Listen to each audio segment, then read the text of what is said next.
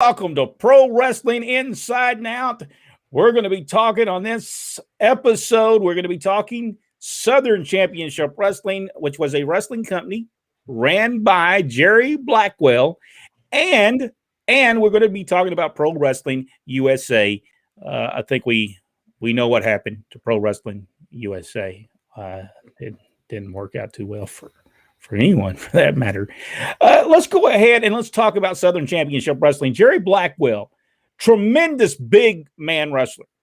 When they said he was from Stone Mountain, Georgia, that's where Jerry Blackwell lived, in Stone Mountain, Georgia. It was a really good wrestling promotion. And, Jack, I think we'll go ahead and start and tell a little bit about Southern Championship Wrestling.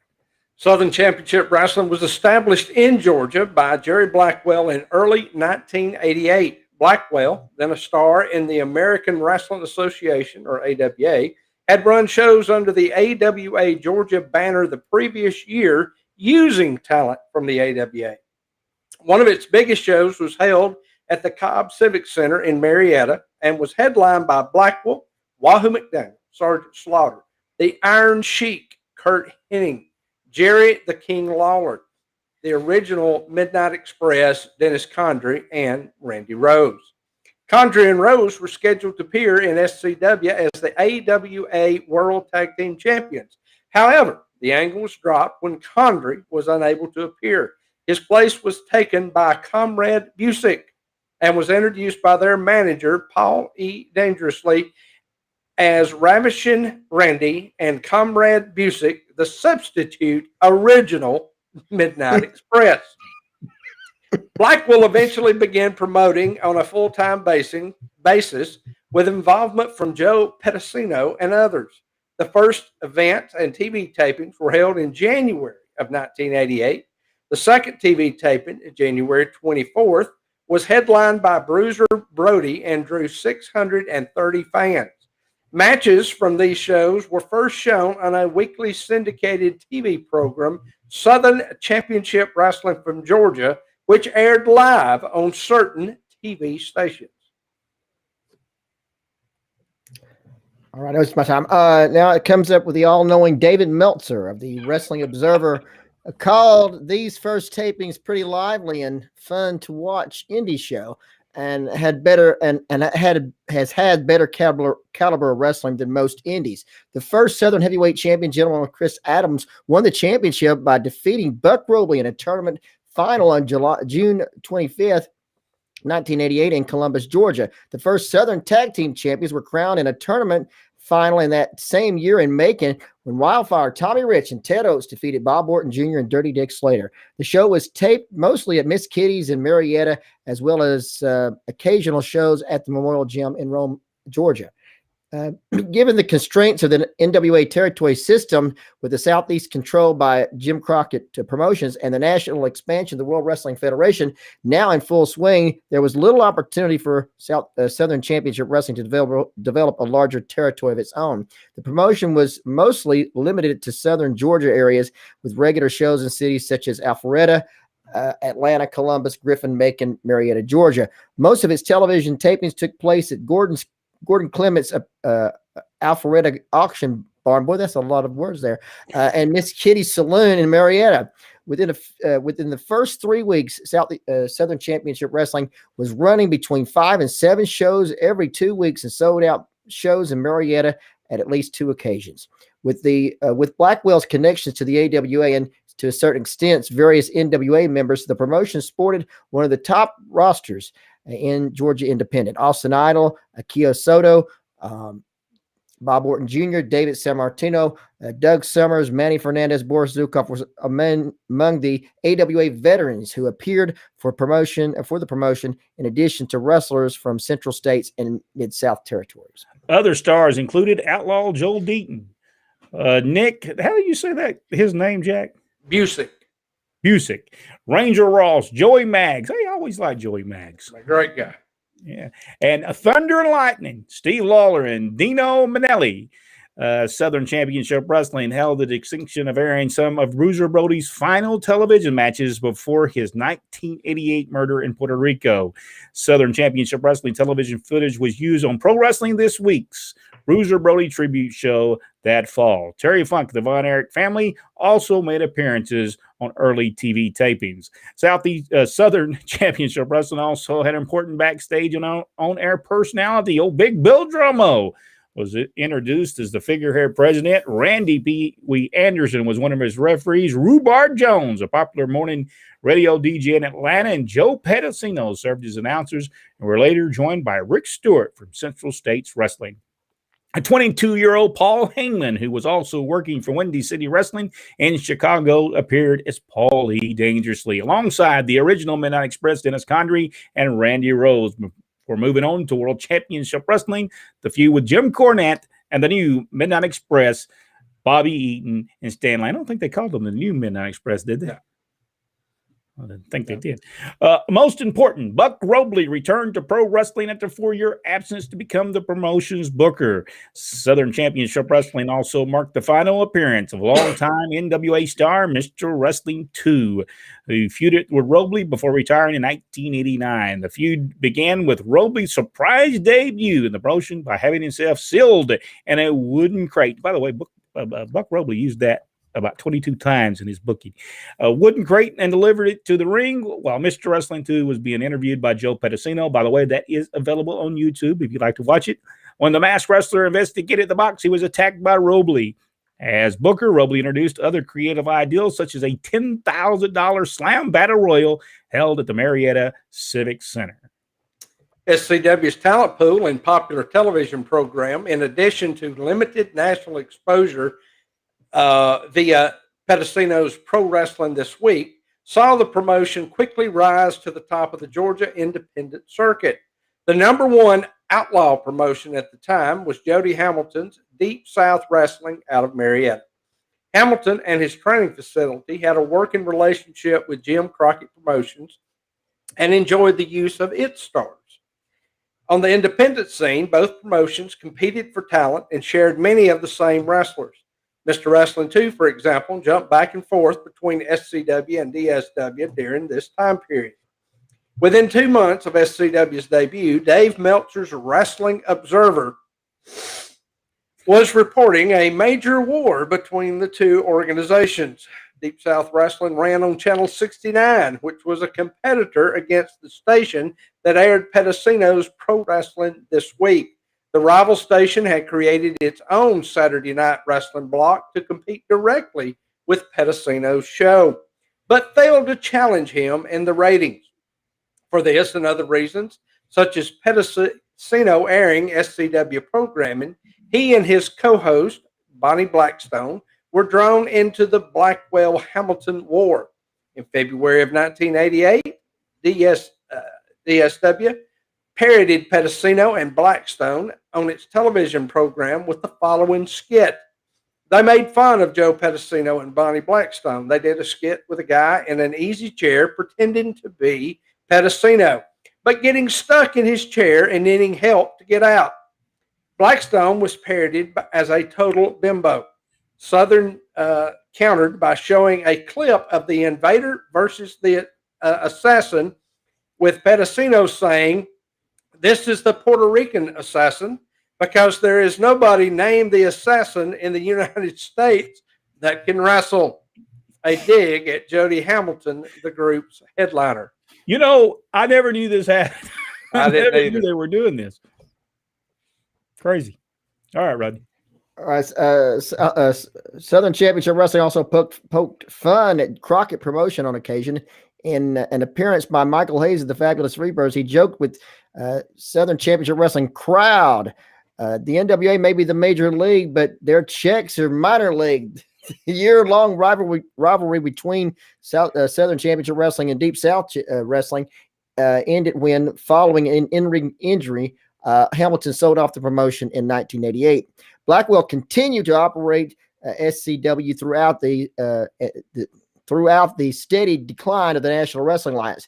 By the end of the decade, however, the NWA decades-old territory system had ended, while the WWF became dominant in the U.S. wrestling industry. Losing interest in the promotion, Blackwell decided to close down Southern Championship Wrestling in early 1990s. It it was the last ever territory era promotion to run in the state of Georgia. Georgia All-Star Wrestling came shortly after Jerry Blackwell pulled out. Joe Pedicino decided to continue by himself. In May 1990, the promotion was relaunched as Georgia All-Star Wrestling. Through no longer having access to AWA talent, Pedicino was able to bring in former wrestlers from Jim Crockett Promotions as an announcer for the promotion. For future WCW stars, with star Marcus Bagwell made his debut in the promotion under the name Fabian. He was also able to retain some of the other Southern Championship Wrestling former Georgia area stars. These were mostly independent wrestlers such as Jimmy Holiday, Tony Zane, Billy Starr, John Michaels, Joel Deaton, Nick Busick, and Steve the Brawler Lawler. In early 1990, Pedicino hired Scott Hudson and Steve Prazak as announcers for the promotion. I remember seeing those shows. According to Hudson, in an interview, both men had been fans of pro wrestling this week and impressed Pedicino when they volunteered to replace the regular announcer following a poor performance at the Georgia All-Star Wrestling Show in Carrollton, Georgia. Initially working without pay, they were eventually hired full-time. With their experience and ready on television, they became valuable members of the promotion. Pedicino continued running Georgia All-Star Wrestling until 1991, when he and former USWA Commissioner Max Andrews decided to start a new promotion called the Global Wrestling Federation in Dallas, Texas. And we'll talk about the Global Wrestling Federation in another video. Guys, what do you think about Jimmy Powell had something to do with, and he's never mentioned in any story, but he was a big part of Southern Championship Wrestling, was he not? He and Ted were the Nightmares, right? Tag team in there. So yeah, he was there quite a bit. So and Ted Allen is not even mentioned, and he was there so many times. There was other people that did not get mentioned in that story as well. But we watched part of Southern Championship Wrestling, and I always enjoyed it. Now, the Miss Kitties was kind of weird watching. Yeah, Miss Kitties. It was not a good setup. I went to the Alpharetta tapings a few times, and that was a much better facility. It was hot, but it was better than Miss Kitties, I thought. Because didn't Mike Golden also wrestle for that company as well? I don't know if I think they did say Steve Lawler was in there. Mm-hmm. Great talent, really. And they drew great houses for that time period, because at the same time in 1988, USA Championship Wrestling was not drawn that well. Continental Championship Wrestling was not drawn very well. So they were doing very well for that time period. So Southern Championship Wrestling. Okay, let's move on to Pro Wrestling USA. Rodney, give me your thoughts on the Pro Wrestling USA, and I'll look up some matches and stuff about it. But give your thoughts about what you thought about it at the time. Well, I mean, I guess it was a good concept. The main purpose to compete with Vince McMahon was, that wasn't thought out properly. You never open up a company with your main purpose is to compete with somebody else. You should be able, your main purpose of creating a company, what should be to provide the best product you possibly can for the wrestling fans. And anytime you're out to be, just a competitor of somebody else, it never works out. It doesn't matter who you are. It never works out. And that's my opinion. And in the end, it falls all to pieces. Doesn't last long at all. And it's because I'm assuming that the partners, one didn't like the idea of working with each other, and it fell all to pieces. So, Jack, your thoughts on Pro Wrestling USA? I just happened to watch the spectacular story of the AWA on the WWE Network on Peacock just the other day, and they covered a good bit of this. And basically my feeling about this was, again, just like Rodney said, you can't join together to try to put somebody else out. It just doesn't work. And you're talking about promotions that had coexisted to a degree for years, but the reason that they haven't come together before then was because none of them actually wanted to work in conjunction. They wanted their own pie, not a piece of the pie. They wanted their own pie. Yes. And even though they saw the need of coming together, that mentality never left them. And Greg Gagne said that he knew this was never going to work when he caught David Crockett trying to hire some of the AWA talent at what was the pay-per-view they all did together? The Super Clash?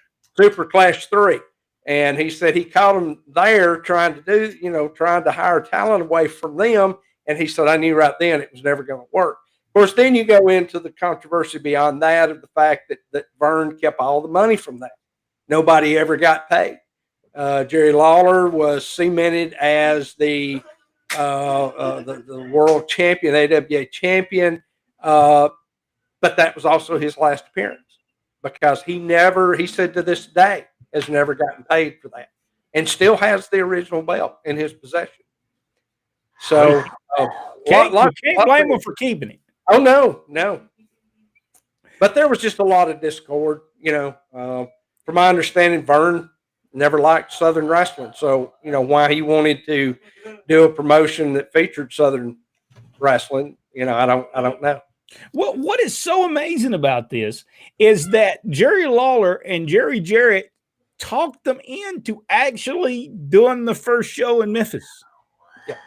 That's what made this so, why would they want to compete against WWE but run in Memphis, Tennessee? Yeah. Was that just to help Memphis? I don't know if it was to help Memphis. It may have just been a test run, to see if things would work.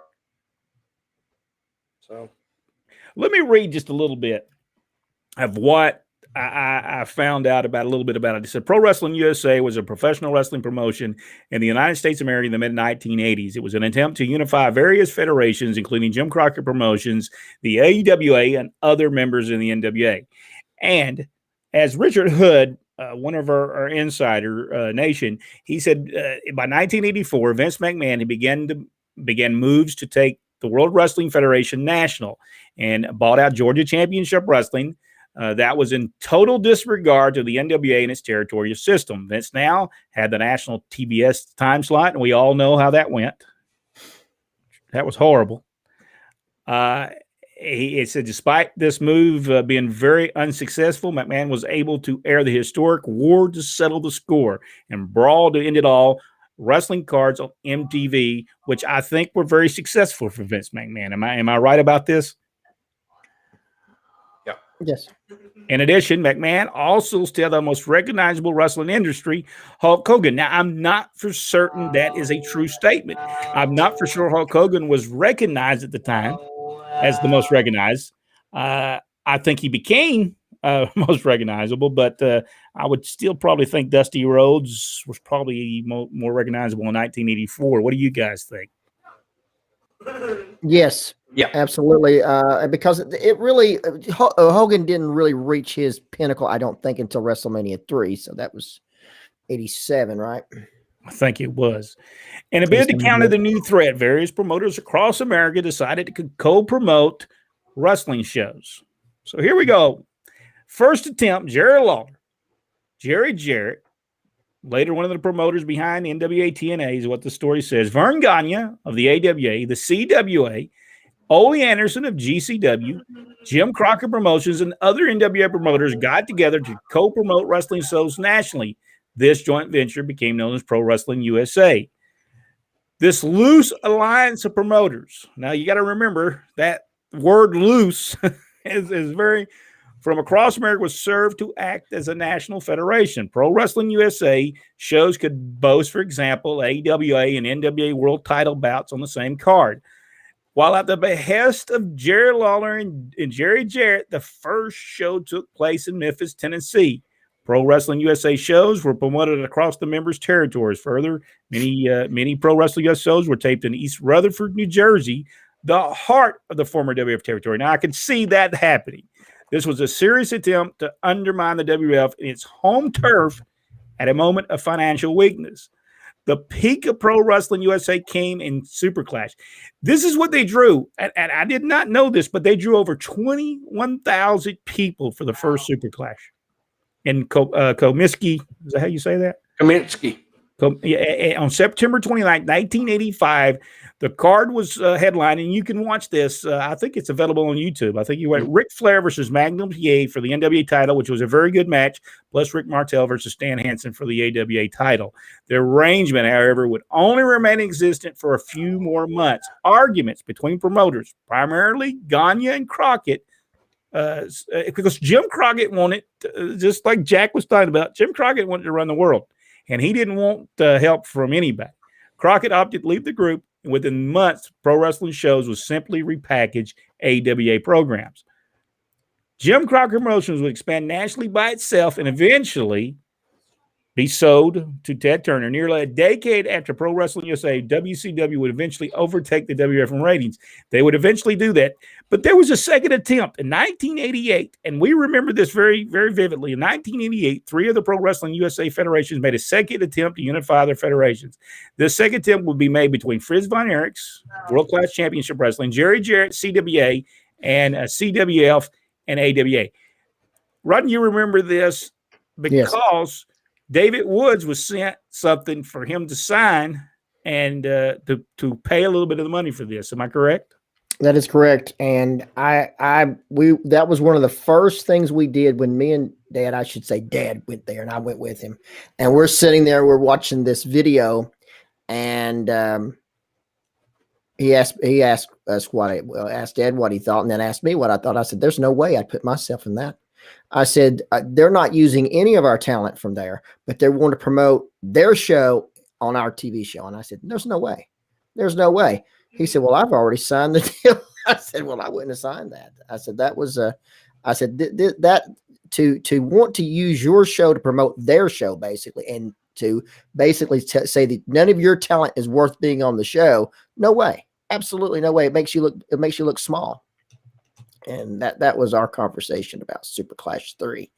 I hate to be right about everything, as you know, and I was on that one because they had the audacity to send David Woods a bill for that show.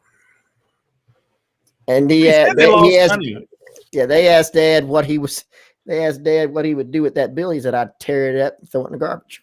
Exactly what I would do. It did not last. We all know that did not last. It did pretty bad. I think it was Super Clash 3, I believe, was what that might have been. Pay-per-view. Pro Wrestling USA just did not work. Here is one of the first cards. This is one of the first cards they had, and this was their television show. The Rock and Roll Express, Ricky Martin and Robert Gibson defeated the Nightmares, Danny Davis and Ken Wayne, which I think Danny Davis, Ken Wayne at the time was working for Jerry Jarrett. Butch Reed and Tony Atlas defeated Keith Roberson and Kurt Von Hess. AWA World Tag Team titles, the Road Warriors, Animal and Road Warrior Hawk, went against Ken Raper and Mark Reagan. Nick Bockwinkel defeated Lanny Poffo, which Lanny Poffo was wrestling for Jerry Jarrett. Jared Lawler, Tommy Rich defeated the Dirty White Boys. Mr. Saito with Jimmy Hart defeats Tracy Smothers. Rick Martel defeats Eddie Gilbert. And in 3 minutes and 32 seconds, Rick Martel. But there were 25 matches on this first show. 25 matches. How long was they there for 25 matches? Well, if we're talking about Jerry Lawler putting together matches, each match 3 minutes, they were gone out there 2 hours. And most of them might have been walk and talk. So yes, yes. Pull my hair, or you've got a foreign object. Yes. By that time, that's what he was doing. The majority of his match as world champion, he was actually doing that. And then they wonder why it didn't last. This is the thing about Pro Wrestling USA. They absolutely did nothing, though. If you go back and watch some of their shows, there was nothing ever done. Wrestling always drew based on character versus character. I know people don't like that word in the wrestling business, but let's just say wrestler versus wrestler. And one wrestler against another wrestler. And that's how it did. And they really didn't do that. And I don't think that Jerry Lawler and they were trying to push Jerry Lawler more than anybody on this program. And I don't know that that worked for them because Jerry Lawler wasn't known everywhere but in Memphis, Tennessee. That was one of the problems I think they were having. Jerry Lawler was on the top, and he was not the person should be. The Road Warriors should have been the people that was on the top. They should have been the ones being pushed, but there was only so much you could do with the Road Warriors. You know, you weren't going to beat them. So what were you going to do with them? Because they were an attraction that drew, so you weren't going to beat them. Did anybody believe that was ever going to ever work? Did they really believe that? Did any of the promoters believe that was ever going to work, or did they think they was going to get their hands in it and they could all take it themselves? They actually thought that they would walk in and they would eventually take it over. That's exactly what they thought. Yeah. You know, never worked. And Vince McMahon knew that. One thing that people probably miss on is Vince McMahon is not the person who knew the promoters. Jim Barnett was the person that knew the promoters, and he knew everything about those promoters, and he knew whether or not they could work together. Jim Barnett, I know, had to sit back and go, nothing but a thing. He said they'll be through in no time. He said they'll never work with each other, and he knew it. I don't believe that Vince McMahon would have ever been successful at becoming what he became if it wasn't for Jim Barnett. I think that was the person who pushed him to the top. All right. We've talked about Pro Wrestling USA. Not a lot to talk about. They didn't have that many shows. They did successful in some of the shows, but not tremendous business was done on these shows. And even if they did, it wasn't going to ever. Stuart Kemp said the Mask healed Michael Barr. All right. Any relation? Michael Barr said any relation to Marcus Bagwell? Yes. That was Marcus Alexander Bagwell. Now, the first time I ever saw him, I didn't see him then. I saw him on the Global Wrestling Federation, and he would give people flowers. The handsome stranger. The handsome stranger. Yeah. Yes. Did he wear a yes like the mask as well? Yeah. Well, now Michael's asking if he was kin to Crusher Blackwell. I got it. It's Bagwell. There's two different names. Close, I guess, but That's right. different. Charles said, no, let's not. He's Okay. talking about, I guess I'm not for sure what he's no, not to. Aaron is with us as well. How you doing, Aaron? Michael Barr said, hello, insiders. Richard Hood said, just checked in, fellows. Richard, we're talking about Pro Wrestling USA. Not a lot to talk about unless somebody knows something we don't. We just remember we were there at the time and we thought, man, this is never going to work. No. We knew wrestling promoters, and you just wasn't going to happen. Stuart Kemp said, reminds me of Saturday Night Live Chucking Tales. Patrick Summers. That was fun. Yeah.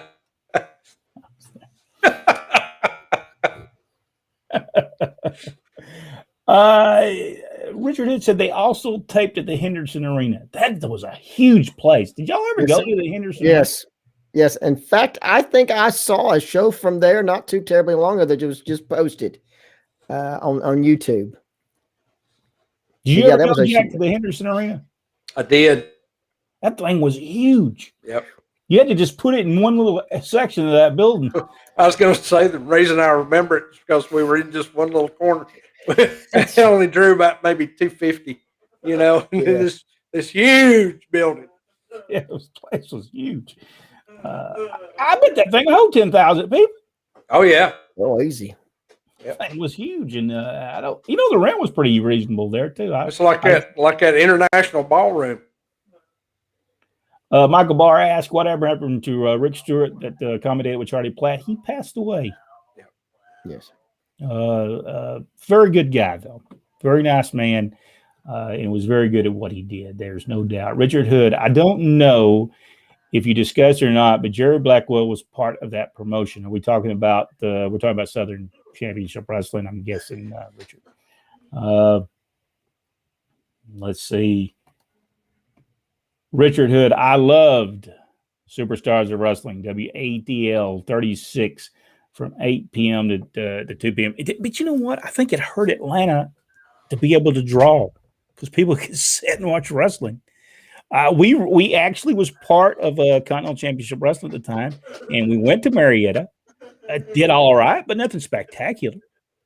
No big time business. It never did tremendous, But now I will tell you this: we didn't believe that the show should be sent to Joe Pedicino. We wanted the show not to be sent. Was just it was their thought process that he was making money off of Continental Championship Wrestling, and I think Jerry Lawler even didn't want the show sent there. He said that he didn't think and we were actually going to get on WSB Channel 2. Is that and that's in Atlanta, right? That's right. We had worked it out, and we were going to go on Channel 2. We had talked to the people in Continental Championship Wrestling. We were going to move over there. For whatever reason, that's right when Ron Fuller and everybody was selling, and there was somebody that bought it, and then that person didn't work out, and then Ron took it back, and then David Woods bought it. Just a total disaster, as we like to call it. Where was Southern Championship Wrestling mainly based? I guess Marietta, right? Stone Mountain, Georgia. I guess that's where he lived. Remember Samuel O. Kent and his puppet? What? Yeah, that was the Northwest Georgia Wrestling out of Rome. They had a show, and Sammy Kent was I think he was the promoter, but he hosted the show also, and he had a puppet. I don't remember the puppet's name. Oh, man. New Jack got to start with the promotion. Yes, I remember seeing New Jack on there. That's where Jim Cornette found him, and he sent him over there. Disco Inferno got to start with that promotion as well. Yeah, I will never forgive him for that. Yes, I remember the puppet too. I don't remember this. I'm glad I didn't see that because I wouldn't have liked that at all. It seems kind of crazy. Dan Lang. Did Tommy Rich not get along with Crockett's? No, he did not get along with Crockett's, but Crockett's didn't get along with him either. So he barely ever appeared for them, and it seems he would have been a big draw for them on WTBS 85 or 86. They had heard about Tommy. They had heard about the stuff that he had done. So know that he went to Ohio, and he would mess up rental cars and motels. So they just didn't want him to be part of their company. But he didn't show up until Turner bought the company. Yes, he did show up then, and that was Ole Anderson. Dad thought that he could be a big star for him. And he probably could have been again. There's no doubt about that. He probably could have been. New Jack and Festus were tag team partners there with that promotion. Are we talking about the guy from that works in AEW now? Billy Starr was Festus. Billy Starr? All right. Yep. Remember Tommy Rich and the motorcycle guys? Yes, I remember that too. Went to Riverdale, Georgia, and those guys with them, and they told me this deal is if you ever need any assistance, here's our card. Get in touch with us. Mr. Donnie. I talked to Mr. Donnie last year.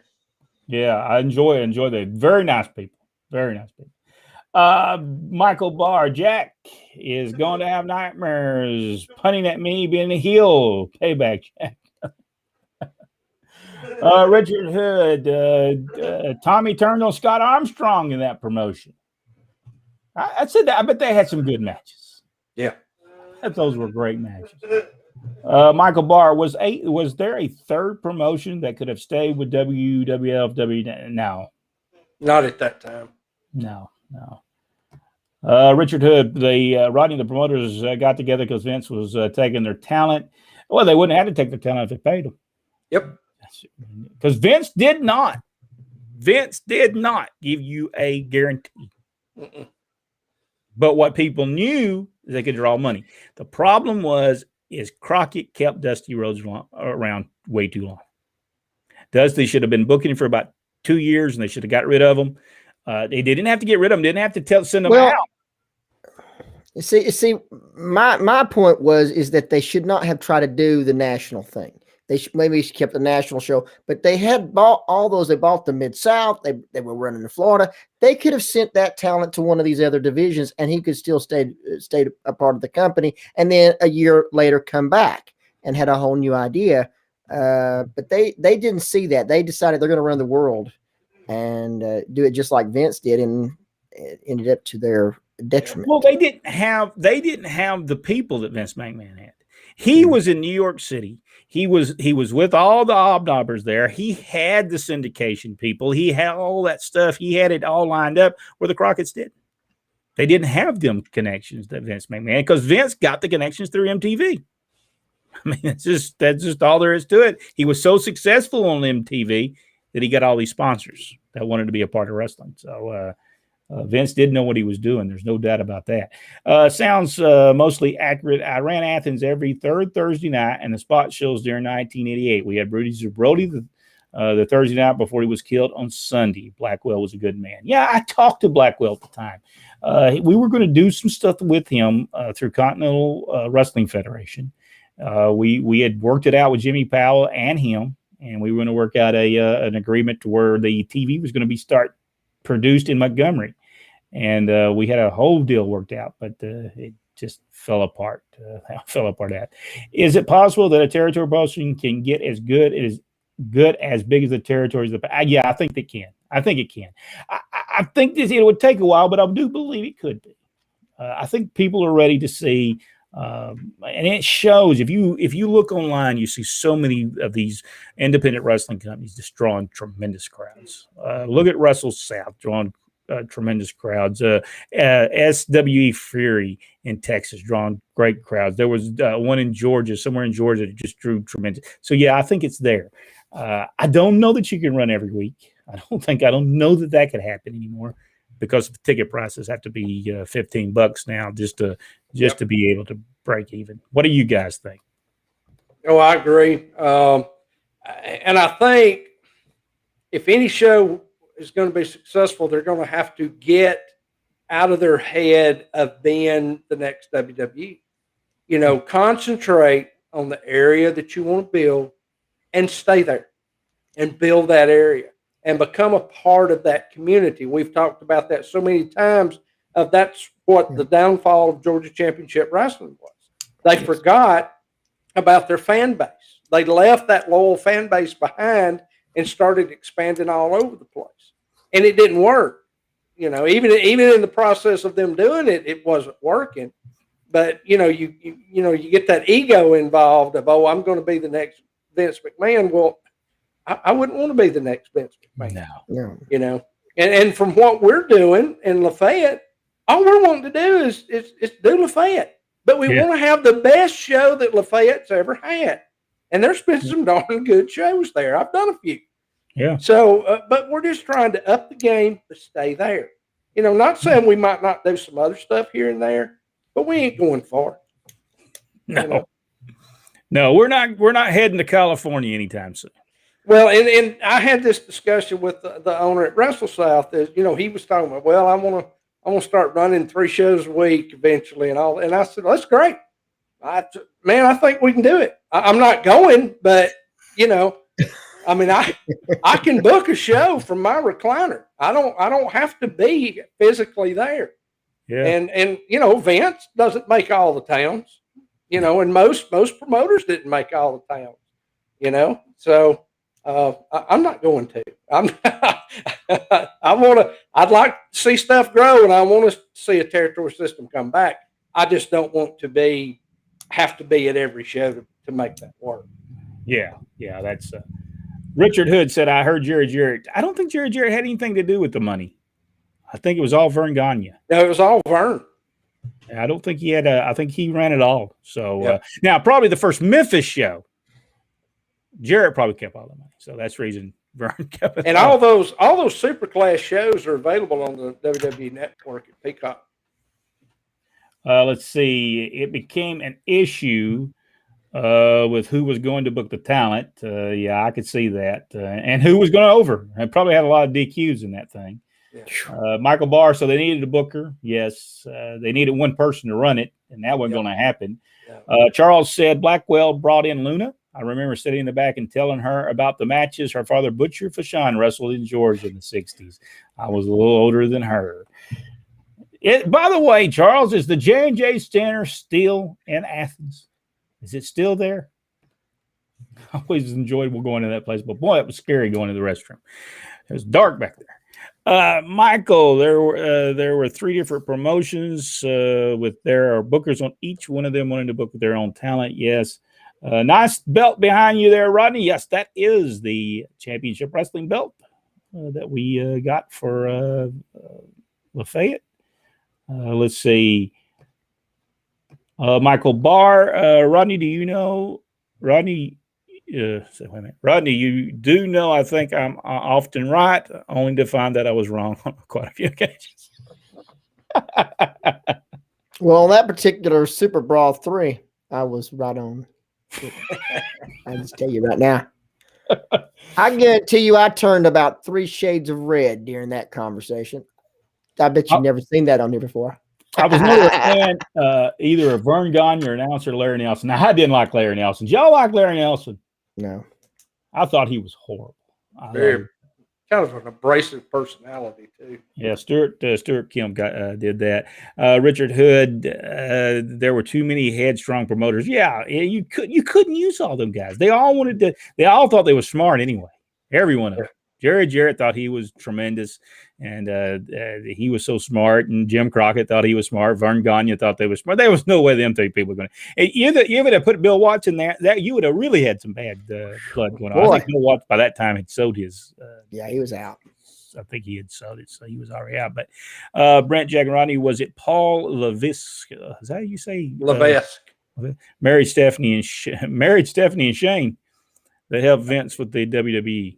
Yeah, but he didn't marry Shane, I don't think. I don't think that went on, but they could have.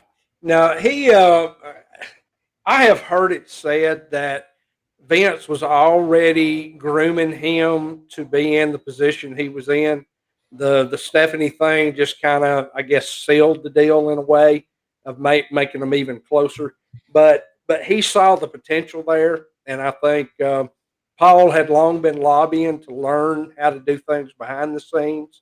So, and I think I've got a lot of admiration for Paul. Everybody knows, I'm a huge NXT fan.